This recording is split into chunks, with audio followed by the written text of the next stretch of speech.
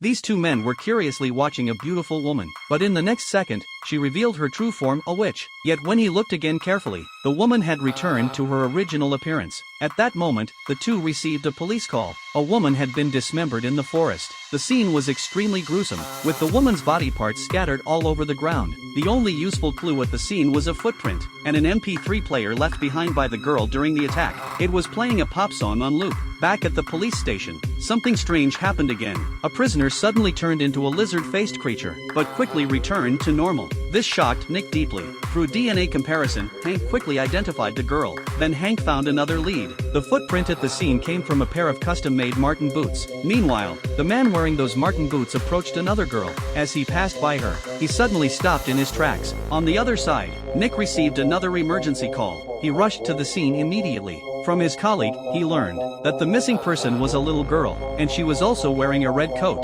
Nick quickly noticed that the female college student who was murdered had also been wearing red. It was highly likely the killer was the same person. He and Hank followed clues along the way, which eventually led them to that same forest. Hank found the little girl's backpack, and Nick also discovered footprints matching those Martin boots. He immediately told Hank to call for backup, while he followed the trail of footprints out of the forest. He arrived just in time to see a man coming out to check his mail. When the man saw a little girl passing by wearing a red helmet, he suddenly began twitching uncontrollably, and then transformed into a vicious werewolf.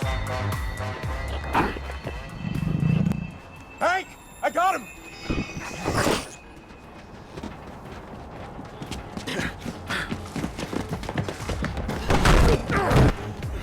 Where is she?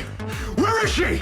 But what he didn't expect was that the police searched the house inside and out, and didn't find anything suspicious. Moreover, the man had no criminal record whatsoever, so they had no choice but to release him without charges. But Nick was convinced he was the killer. Hank was also at a loss, and asked what evidence he had to support that conclusion. Nick felt like he was about to explode from frustration, but the man just sat calmly in the car, even throwing a cold, sharp look back at him, as if silently provoking him.